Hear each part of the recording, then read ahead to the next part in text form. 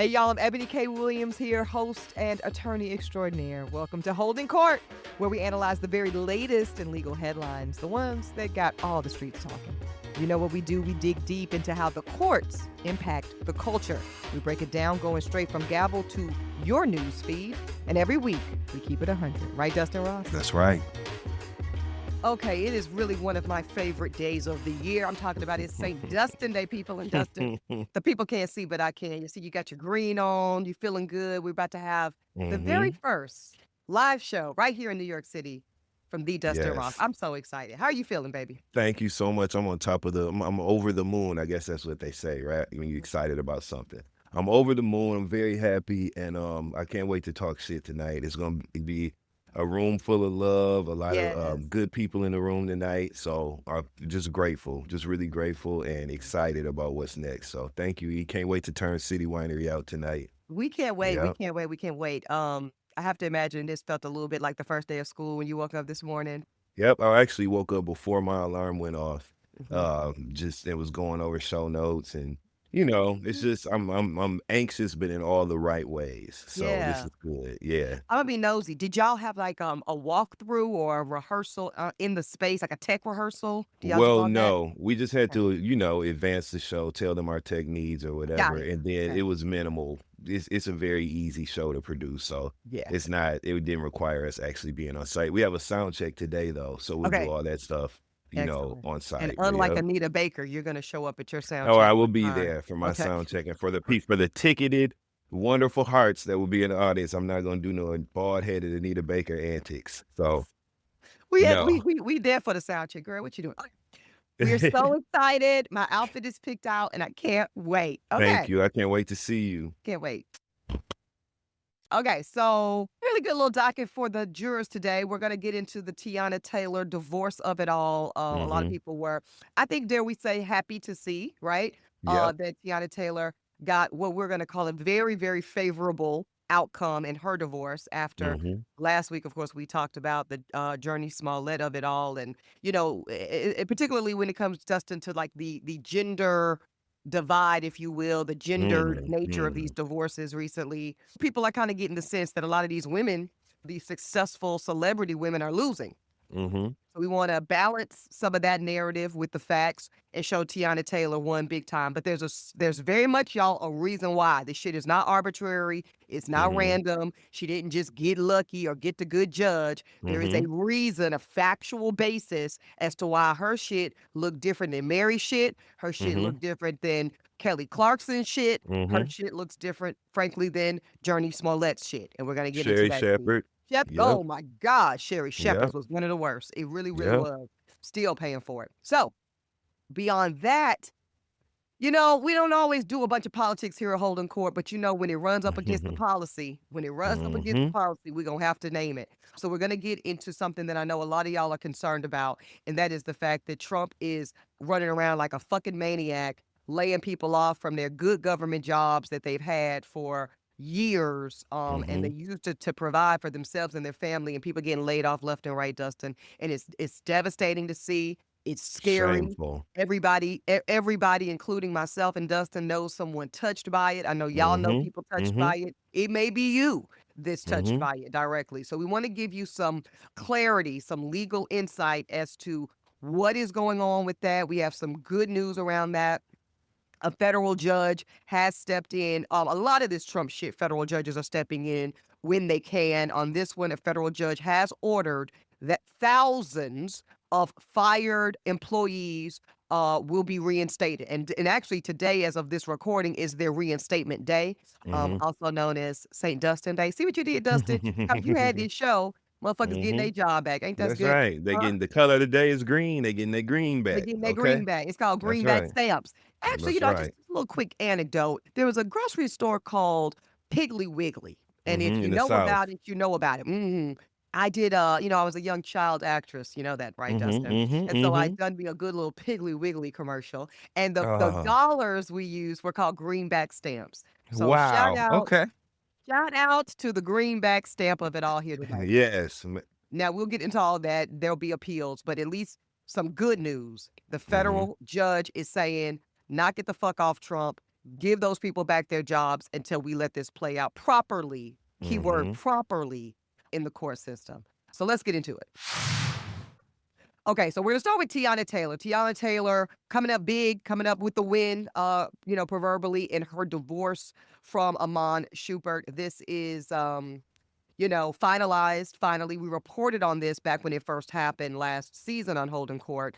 We reported that Teyana Taylor had filed for divorce. She tried to keep it quiet per the reports, and she only used their initials. But Iman said, I don't know. I don't know if he said or didn't know. Either way, he filed with their full names, which is how we really became aware of some of the details of their lawsuit. Of course, we know Teyana Taylor, an absolutely stunning, beautiful actress, singer, Yes.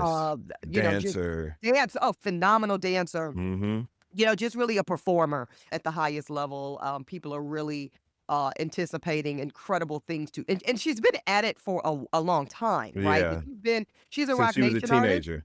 Yeah, Yep. Since she was a teenager. Remember, we were introduced to her on my Super Sweet 16 that's years ago. right. Yep. That's right. So this is I really love this about her career, Dustin, because to me, we've been able to see what often looks like a quote overnight success, but we've Mm-hmm. really seen it's The been 10 progression. plus years. Yeah. And I think we all know she still hasn't even peaked yet. Yeah, So for although sure. she's, on the Met red carpet and she's doing feature films and she's having leading roles now, we know the best is yet to come for her. Mm-hmm. And that's actually going to be a part of this legal analysis too. But anyway, that's the Teyana Taylor of it all. And of course, we know him, Mm-hmm. major NBA star, long Mm-hmm. time career, and that he's better than most been able to transition into a post league career doing Mm-hmm. television personality things. He won Yes. Dancing with the Stars, of course. So that was smart because it gave him a whole new generation of fan base. Need to get Um, them feet done. You remember how you them know feet looked in what? them Dancing with the Stars pictures? I said, God damn. You know, What does he Dustin, eat? Is he eating and drink? He needs some fruits some and hydration, vegetables. some My hydration. God. Yeah, well, it was a Yeah. little overlap. It was an overlap situation, Sure but was an you know, overlap on that yeah. foot from that toenail to that toe.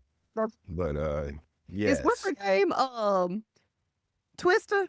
It was given Twister. Yes, and It was given claws Twister. and all that. Koala Yeah. foot, all that, everything All of just that. Oh my goodness, I yeah. can't stand you. Okay, so we know that he had, in his own right, a very successful professional ball career, and now he's earning in this broader media personality space. So let's tell y'all the terms. What did Miss Teyana Taylor get from this divorce? Well, it's good, folks. It's real good. According to Realtor.com, Teyana Taylor will receive, drum roll, please, Mm-hmm. 4, count them, 1, 2, 3, 4 luxury properties with a combined totaled value of $10 million. So that's a very healthy real estate portfolio for Miss Taylor, $10 million real estate portfolio. She's also receiving a handful of cars with a combined worth of about $1 million. So that's going to include a $300,000 Maybach, a $70,000 Mercedes Sprinter, and a few additional vehicles. Mm-hmm. She, of course, retains. I say, of course, but shit, you never know. But she does, per this judgment, retain full ownership of her business, which also all of her businesses, I should say, including her most well-known one, which is her production company, and it is called the Aunties. And she Mm-hmm. got some more things as well. She'll also be getting, Dustin, an $8,000 monthly payment. That's going to be child support for the 2 children. And they are 8-year-old Junie, who we all remember, as well as the Mm-hmm. adorable 4-year-old Rue Rose. So they've got the 2 kids. Amon will be paying $8,000 a month child support, and the broader settlement I just outlined to you. She's coming away with a fantastic $10 million real estate portfolio, about $1 million worth of cars, and she keeps her business. So to me, it looked extraordinarily fair. What did you think, Mm-hmm. Dustin? Same. I thought this was a very fair settlement. And although it got nasty for a minute, things got nasty with them and then it got quiet. And now we're hearing news of the settlement. So obviously they were taking care of their business. And And that well, shout their out to lawyers Teyana. were. Yeah, Yeah, and shout out yeah. to their lawyers. Yeah, because it did get nasty for a minute. And here's the thing about when it gets nasty, Dustin, from my years of practicing family law, even Mm-hmm. things that really could be cut and dry, like her retaining possession of her own business, her getting, some level of the real estate portfolio per her. All of a sudden, because it was getting real nasty. Like I remember some of the allegations we talked about here on Holden Court. Yeah. She and her lawyers were saying that he was so jealous of her Mm-hmm. success as it started to kind of catapult He was, offended and had nasty attitude as it related to her walking red carpets that he was on and him being asked to step out of frame, which we Mhm. literally know what that is. That's just Mhm. oftentimes there's a gender bias. I think we can name it Mhm. that they want to see the woman's gown. They want to see what the woman Yeah. is. Where you and I have walked red carpets where that's Yeah. happened, Yeah, for and sure. most of the time they'll also say, now we'll have the solo Mhm. shot of Mr. Ross. Now Mhm. we'll have the solo shot of Mr. Shumpert. So Negro, just relax. Just relax. You're Yeah. gonna get your shot. But anyways, those were some of the allegations that, things turned dark in the marriage when she started becoming more successful. And sadly, it's an easy accusation to believe. It's an easy accusation to believe. Shout out to his team for cleaning that up in whatever way they did, because those headlines stopped. And one of the things that made Iman see that success in entertainment post his career in the league was Hmm. his likability factor. Yes. And that was incredibly compromised by the headlines we were seeing and by the details, like what you just mentioned of him being jealous and having just a Hmm. darker, nasty, angst, filled side. And so Yeah. they quieted that. And I hope to see him continue to work, because he was great as a television personality, great on Dancing with the Stars. Yes. I've shared space with him before. You know what Okay. I'm saying? And he had an incredible personality, very Wonderful. likable, very welcoming, very respectful. So I hated to see that negative shit, about Yep. both of them. I think they Yep. really were in love at one point. They made a beautiful family. Yeah. And so I'm glad to see some resolve here, and hopefully they both can move forward. Yeah, a few really important things you just touched on there, Dustin. Number one, I believe they really were in love too. And I'll never forget, shout out to a legendary family law attorney in Charlotte area where I started practicing. His name is Bill Deal. I'll never forget Bill Mm-hmm. Deal. He used to represent all the Panther players and like all the Mm-hmm. NASCAR players and their divorces. Mm-hmm. He said, Young Ebony, and I was young. Shout out to being 23 and practicing. Who y'all know did Mm-hmm. it? Okay. How Anyway, about that? just play. I'm Um, not. Shit. he said, Young Ebony, I want you to know that when you deal with these divorce cases and these custody cases, all this family law shit, Mm-hmm. when you see the nastiest, most vile examples of adversarial just filth coming through our office, please know that they were the most in love, the most passionate, the most affectionate couples that ever Mm. existed. So it's like the nastier the divorce gets, 9 out of 10 times, they were the most in love. Damn, that's Yeah. deep when you think about that. Yeah. Wow. And this was like a 50-year-old, like he had been practicing for 50 years. So Mm. he had seen it all. And I'll never forget he said that. And shortly thereafter, I went to criminal law. Hmm. So what you think happened with Portia and Simon then? Oh, I think that's the other side of the coin. I don't Yeah. believe it was so deep, deep love. I think it's I didn't know and give a fuck about you at the onset. Yeah. So now it's easy to get that nasty. So I think it's Yeah. either of those extremes. I think when you are deeply invested, deeply in love, deeply disappointed and hurt that the shit didn't work, it gets really nasty. And then when it's really, I don't even know that I know your middle fucking name right now as we sitting at Mhm. this divorce table. So I don't give a fuck about you and I don't give a fuck how bad this gets. I think that also can show up in some of the worst divorces. Yeah. Well, Yeah. good for Teyana and Iman. Yeah. But the other thing I was gonna say is talking about his likability factor, and Mhm. his overall commercial appeal, right? And I Mhm. very much can see if he plays his cards right, and I think he will. He can do something that is kind of representative of what we've seen Snoop do, which Mhm. is With really that eclipse NBC deal. in the Yeah. Olympics, all Mhm. the NBC, all just the Martha Stewart, the everything. Mhm. Really, Snoop is a lifestyle brand now. Mhm. I mean, you got generations and demographics that don't even know a Snoop Dogg rap song if you paid them. You know, Mhm. and I think I could see that for Iman Shumpert. People that couldn't tell you one NBA team he played on, couldn't Mhm. tell you, one title he won or didn't win, but know him, love his Mhm. personality. So I'm also very happy to see it for that reason.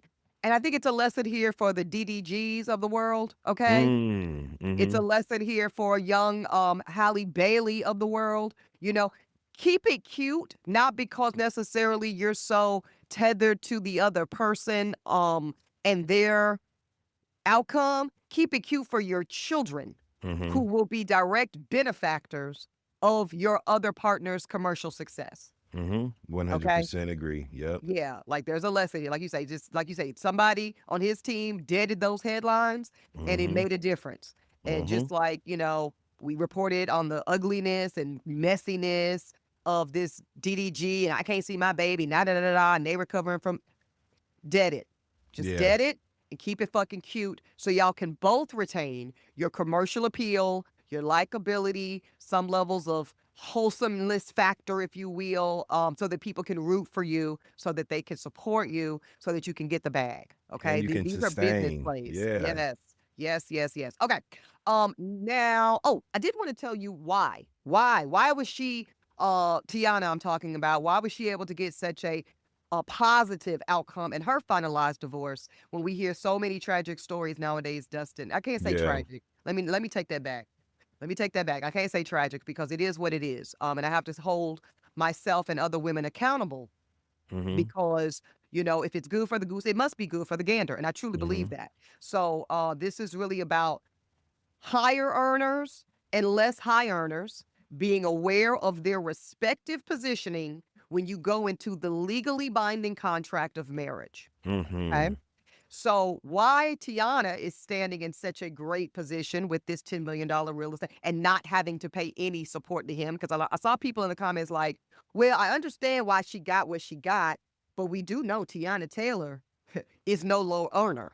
Okay. Mm-hmm. So why isn't she also having to pay support to him? Or why isn't she also? The reason why is because when these decisions are made, you guys, around what the divorce settlement looks like, which is essentially the dissolution of and the distribution rather of the community that existed during the marriage, Mm-hmm. there's only one thing that matters and one thing only, and that is how much and what was earned by whom during the actual marriage. And here's Mm-hmm. the reality. These two, during their actual marriage, the higher earner was Iman Mm. throughout the entirety of the marriage. Okay. You guys, we got to remember these two were married from the year 2016 to 2023.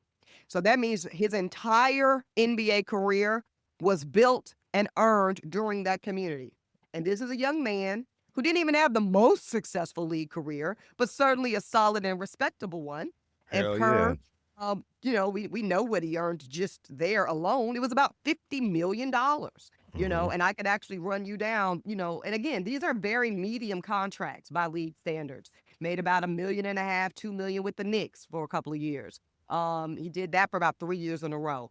So do that math. Cleveland Cavaliers paid him about 4 million. And excuse me, probably got about looks like about 20 million total from the Cavaliers because he was with them from Mm-hmm. 2014 to 2018. So that Mm-hmm. was a nice size chunk of it. Then he had a big, some numbers from the Sacramento Kings, got about 14 million from the Kings, got about another 14 million from the Rockets. And then he ended up with a little under 1 million his final year, kind of hobbled off the course, so to speak, with the Brooklyn Nets. So from the course of their marriage, okay, 2016 to 2021, he made the bulk of that NBA money. Okay. And that's just the NBA 50 million. Then there was Mm-hmm. everything on top from the television deals and everything else he has done.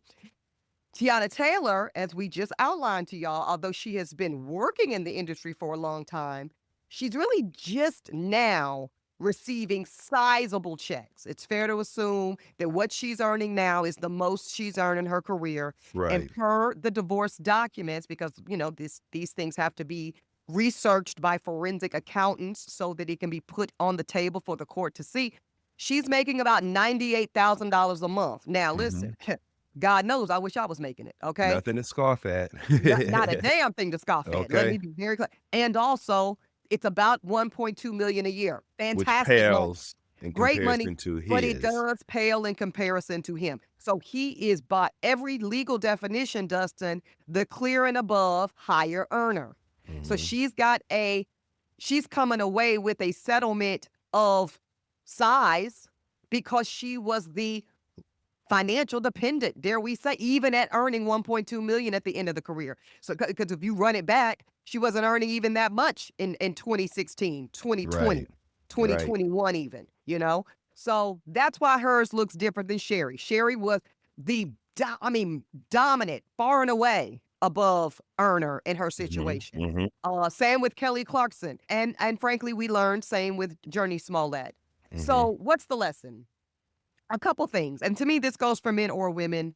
And this also goes for our same-sex couples, because what we're seeing, and I think this is right, I think this is fair, we're seeing courts say we're not awarding settlements based on genitalia.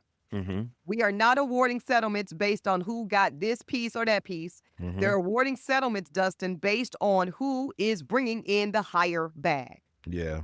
And so that's to say, I know it's not romantic, and I know people feel away.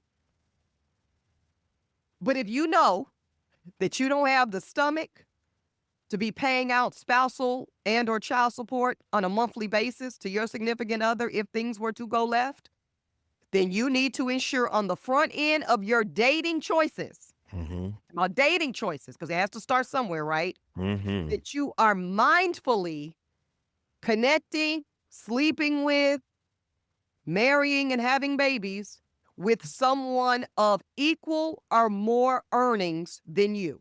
Mm-hmm. That is the only way to shortfall this, okay? Yep. Other than that, it is what the fuck it is. And y'all know how to count enough to figure it out. Yeah. Don't end up out there like that. You know what I'm saying? You better fuck it right. That's all I know. Right. Per Dustin Ross. You don't want to be Yeah. on the other side of that, man. Yeah. And that's just what it is. Again, you know, Teyana Taylor makes good money. She is far from and listen, this works the other way. I'm gonna tell you who it worked for. Or another example, Giselle and Tom Brady. Let's do the white culture for a minute. Tom Brady was that close. Y'all can't see my fingers, but they real close together to being able to collect spouse and child support from Giselle. Because despite him making like cool NFL money, she was the much higher earner. Yep. She's the highest paid model in the world. Yep. And has been forever. So this is not Auntie E favoring the woman. It really isn't that, y'all. I'm really telling you. It's a Be numbers mindful. game. It's number. Just, hey, what's your earning situation now? What is it conceivably for the future? That's the other thing. Giselle married Tom. You know, he won many more rings, but y'all know what them contracts were looking like. Y'all, we all know Tom Brady was able to get a lot of those rings because he was able to take smaller paychecks rather, from the Patriots for a very long time because his wife was the breadwinner. Yep. And nobody accounted for that. So, all right. Shout out to Teyana Taylor. And Iman as well. He kept it player enough. Okay. Did he? Well, actually, that's really a Dustin Ross determination. I think so. Because like I said, we've heard radio silence, right? Nothing. We've heard nothing from him. And that's the way it should be. He just needs to continue on with his life and see success, rightfully so. You know what I mean? Yep. As the talent that he is. Yep. So yeah, I like that. And you know what? Make it again. That's what real Yep. rich people do. Yep. And not even just rich ones, just people that really have a skill set. Make it again. You made it. Make it again. It's all good. Yep. Okay. Moving forward here, we know that Donald Trump has been just recklessly and painfully, aggressively, horrifically firing federal employees left and right from every department you can think of. We're actually going to run those down so you have some scope, some understanding of the sheer scope of this matter. He's been firing federal employees, Dustin, left and right since he took office. And it's been horrible and painful to see. But thank God, as I've been saying here on Holding Court for my jurors who have been tuning in, the judiciary is here to save the day. To the extent that they can, the federal judiciary is really showing up, y'all, as the last stand against the madness, the absolute foolishness, the absolute aggression of this Trump administration against the common everyday American. Okay, the judiciary is saying not on our watch and not if we can help it. And thank God for the federal judiciary, y'all. And this is why I've always said since the very first episode of Holding Court ever that of all the branches of government, executive, legislative, and judicial, I am partial, I am most interested, I am most tethered to the judicial one because relatively speaking, they all are equal branches of power. We'll get to that later in the analysis, but the judiciary just gets to do it a bit different. They get their lifetime appointed, so therefore their capacity hits different, and they have a different functioning and a different role. And thank God they do, because let me tell you who y'all can't depend on. Chuck Schumer and them. Let me tell you, man, listen, this legislative, don't even get me fucking started. I've been avoidant. I literally have. I'm taking in what I need to. But I've been avoiding this shit because I get pissed off. Okay, at the gall, at the gumption, at the ramifications of the things that these people are doing. It is Mm-hmm. reprehensible, and it's devastating to watch, to see these people screaming and hollering at these town hall meetings, Mm-hmm. uh, literally screaming and hollering about how they've been impacted by these harsh actions. Some Yes. of them deserve it because they voted for his ass, and to them I True. say, "Hi, I feel nothing for you, bitch. You that's your fault because you thought it was everyone. I know it's You a moot literally point asked and for everybody's it. saying it, but you thought it Yeah. wasn't gonna hit you. You Yeah. thought it was gonna hit others, and it's hitting you right in the ass where it should. So I don't Yeah. care about you. But to Mm-hmm. the veterans, to the people who did not vote for him, that are impacted by this shit, this axe swinging, you know what I'm Yeah. saying? It's I am brutal. just I stay away. I've been trying to Yeah. stay away. Yeah. I don't want to become one of those people. So Yeah. This upset. I hear you. I hear you. But and it's so. Again, this is why no shade, to the legislative branch. But when you see Chuck Schumer act like a complete and utter, bitch. there we go. I was like, which word shall I use? I Bitch. We gonna won't get. call it what it Yeah. is, yeah. And say some bullshit too. Like Mm-hmm. I'd rather you just say, "Hey, I ain't got it. I don't have the Mm-hmm. political courage. I don't have Mm-hmm. the bravery. I don't have it. I'm pussy. I'm bitch, and I'm just Mm-hmm. tucking my tail between my legs and just gonna do what I feel is gonna get me the less smoke, the Mm-hmm. least amount of smoke from this. I'd rather you say that, Chuck Schumer. Don't say I'm looking at the same facts y'all are looking at, and it is clear to me that a vote for this spending bill is a vote against Americans, is a vote against the livelihood of everyday hardworking Americans. I agree with that, and I'm going to vote for it anyway because a shutdown is worse. Knock it the fuck off, Chuck Schumer. Gaslighting 101. Sell it to somebody who's never read a book. Sell it to Mm-hmm. somebody who doesn't have any intelligence. Sell Mm-hmm. it to somebody who has zero common sense Mm-hmm. because it's some bullshit. And Mm-hmm. then Hakeem Jeffries. Now, Hakeem coming from a different angle, but no more effective. Hakeem just said we ain't got nothing on it. We don't have the numbers. You saw Yeah. you saw the video. Because what the fuck were we supposed to do with that, Mr. Jeffries? What are we supposed to do with that Jeffrey revelation says from I don't the have nothing on it. I wish I did. I wish I could put 5 on it, 10 we on it. wish you did. Yeah. So here's the point. Getting beyond the individualism of Jeffries or Schumer or Mhm, the mhm, houses themselves, the congressional piece, which Democrats don't have no numbers, no way, and then the Senate piece, which is very, very close numerically, and the House is kind of close too, but the Senate is razor close. Chuck Schumer could have actually made a difference here. mhm, Those 10 Democrats, or I think it was something close to that, including our U.S. Senator Kirsten Gillibrand. I ain't gonna forget mhm, Senator Gillibrand, who mhm, also voted for this spending bill. Y'all motherfuckers could have made a difference. You chose not to. You conceded. You fell to your knees and allowed for this ransom to happen on your watch.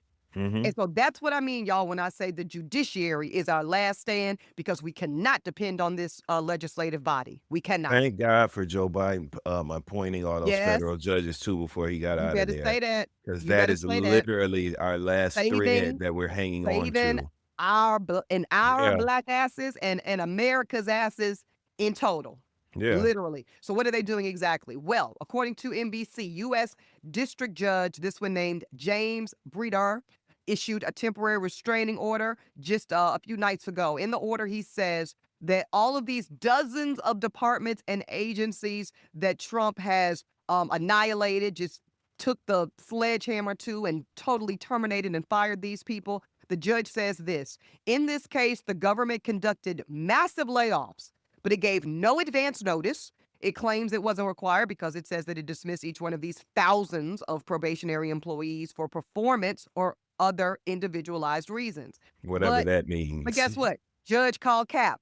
Judge says the court is not blind to the practical reality that the relief being ordered today, meaning put them motherfuckers right back to work, will Mhm. have far-reaching impacts on the federal workforce, and it's going to require that the government expand considerable resources in an effort to undo the reductions of force that it has put in place. Basically saying this, y'all, the judge is saying, listen, I know what I just ordered, which is reversing these massive cuts and layoffs, it's going to cost you the bag. You're going to have to go right back into this budget that you so proudly reduced and spend some money to bring these people back to work. Flat out. And what people are we talking about? We're talking about people that worked in the education department. Y'all saw 50% layoffs in the Department of Education. Like fucking this in the snap of a Right. finger. Right. Education, agriculture, commerce, energy, health and human services, homeland security, HUD, the black what many in the culture call the Black Folks Agency, housing and urban development, transportation, labor, veteran affairs, international development, consumer Damn. protection, EPA, Environmental Protection Agency, and Small Business Administration, and then some. I'm not even gonna go down all of them, but y'all, that is just a sense of the broadness and the scope of all the. And y'all see, I think they're talking about the post office about to have massive layoffs. How many of y'all had uncle, a granddaddy, a auntie that worked at the post office? Retired from the post office. And the post Okay. office is a good ass job. Let's That's be a clear. great job for a lot of people, and it's sustained a lot of families. I know several people have family members who have careers as postal service workers. Yeah, So sent their this kids is a to damn college. shame. Oh Yes, yes, sent that they get paid generations of for kids. weddings. You know what I'm Yes, saying? All kind housing. of shit. Yeah. Yes, This is yes. fucked up. And if you really look at the agencies that you named, right? Mhm. Education, the Department of Education, That's Energy, it. Health and Human Services, That's fucking it. Homeland Security. That's it. This is the vital shit that we This is our need in shit. order to protect us. This And is they're our stripping us of, oh, we so vulnerable to all kind of shit. Measles and shit popping up now. These I know. motherfuckers have been at the helm for how many days now? It hasn't Not even even been 90 90. days. Nope. And things have literally gone to rocketed to hell. Yeah. Yeah. This is crazy. And it's Yeah. so dangerous. These are critically important government agencies that we now either don't have or cannot trust. We can't believe shit coming out of the government's mouth. Nothing. We can't believe any of the we don't have agencies to report any information to us because they've stopped that communication. Sure Think have. about that. What fucking reason would an administration have to stop you from being informed about what the fuck is going on to keep you safe? Yeah, what could That that is be motivated by? that Yeah. this is why I don't even like to think about it beyond what we have to for this show so that I can be Yeah. informed I and have respect something it. to say. Cause it is so unnerving for me. That's Yeah. dangerous as fuck, Ebony. You said you sitting over there with your nerves bad? My nerves are shot, as a matter of fact. My nerves are shot, Yeah, Ebony. your nerves bad. I can tell y'all, Dustin nerves is bad. You need some nerve pills. Remember, you know, I Yes. just realized nerve pills are like all the things we know now. Valium, Nerve pills. That's nerve right. pills. Shit, I need my nerve pills. I I'm need mine telling too, you. though, for real. Because here's the thing, and here's what's so clear to me. It is so clear to me, and I think this honestly started around the Tea Party. So for those of you, some of y'all just kind of started checking into politics around the Obama era, and that's fine. Yeah. Even some of y'all really started checking in the Trump era, 2016-ish, and some of y'all even more recent than that. But here's what I believe: the level of swift aggression that this machete, that this sledgehammer is being taken straight to the heart of upwardly mobile Black America. And let me tell you what I mean when I say upwardly mobile Black America. I'm not talking about necessarily the wealth class, so to speak. I'm not talking necessarily about the utmost echelon of seven-figure. I'm talking about the bread and butter of Black middle class America. The ones that were able to maybe qualify for a first-time home buying program. The ones that maybe were able to send their kids to even a community college or an HBCU or a state level institution for the first time in generations of us being here. I'm talking about those that were able to literally go and get federal grants like my mother did to finish a cosmetology license. So I'm really talking about, so this ain't one of them haughty Auntie E conversations, Dustin. Let's bring it literally kind of proverbially down a notch or two. I am talking about the bedrock of a foundational Black America that is surviving.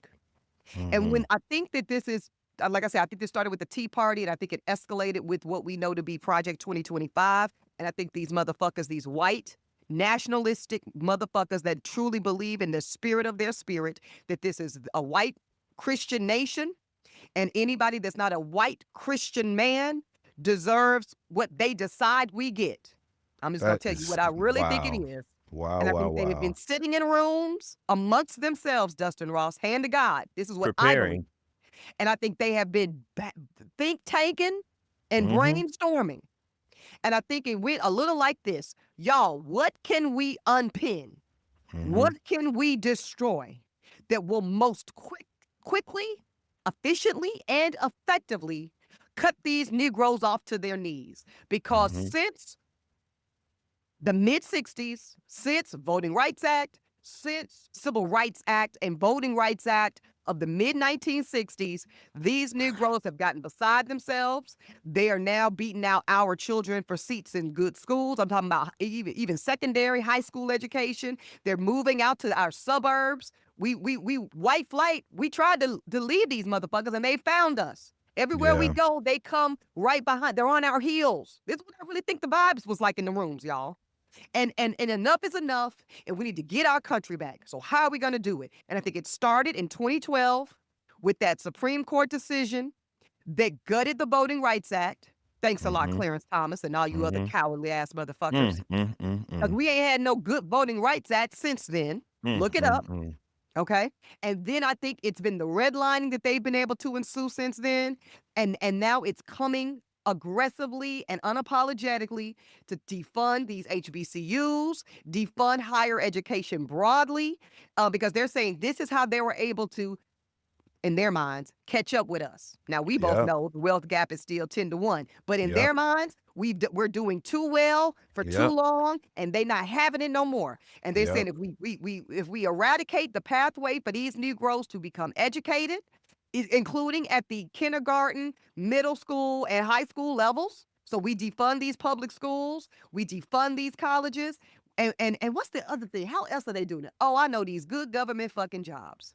These good government jobs with these benefits and shit. They getting health care. They living longer. Fuck that.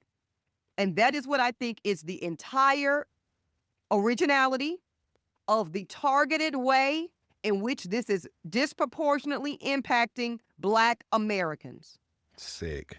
Sick, disgusting, twisted, devilish, demented, hateful Yeah, at its core. That yeah. is so frightening. And that's why I have to believe it. And I know people are going to hear that and say, yeah, that may, even if that's true, white people hurting too. Yeah, but we are hurting We're not talking about disproportionately. that. And we're not talking about it, but even if we were, we need to name the proportionality, Dustin. Right, right. The proportionality of the very recent establishment of a Black middle class, again, we're really talking about less than 60 years, Yeah. has come from two ways. Good federal jobs and state jobs, which, by the way, many of y'all states where you are listening to this episode right now are following suit to the federal government, and they are also doing layoffs. They are also doing downsizing. Think about how many people you know in the last 2 months that's been laid off. I just want people Wow. to stop 1 second and think about it. Because I know 5, and I don't have no big circle. Getting laid off from city jobs in Yep. Charlotte, getting Yep. laid off from city jobs in Virginia, Yep. getting laid off from Department of Ed jobs here in New York. Yep. Yep. This is an attack on Black financial, economic stability at the heartbeat of where we started to gain any traction, which is the Black middle class, federal and state government jobs, and higher education. That's it. If you can't see it, it's because you don't want to see it. Hmm. So, one more thing before we close out on this one, because it's not all doom and gloom. Mm-hmm. Back to how we started the segment, Dustin. This is why I have such appreciation and, frankly, a good bit of reverence. They're not beyond reproach, but I am going to offer some reverence. We must acknowledge where it must be acknowledged. Mm-hmm. These federal judges are saving our lives right now, y'all. Mm-hmm. They're saving our jobs. They're saving our pensions. Hello, Yep. somebody. They're saving a pathway out of the hellscape that America has designed for Black folks to exist in. And that's just how serious I think it is. Yep.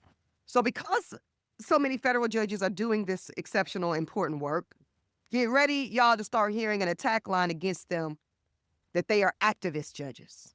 Oh, this is this judiciary. Oh, they're not being judges. They're being legislators.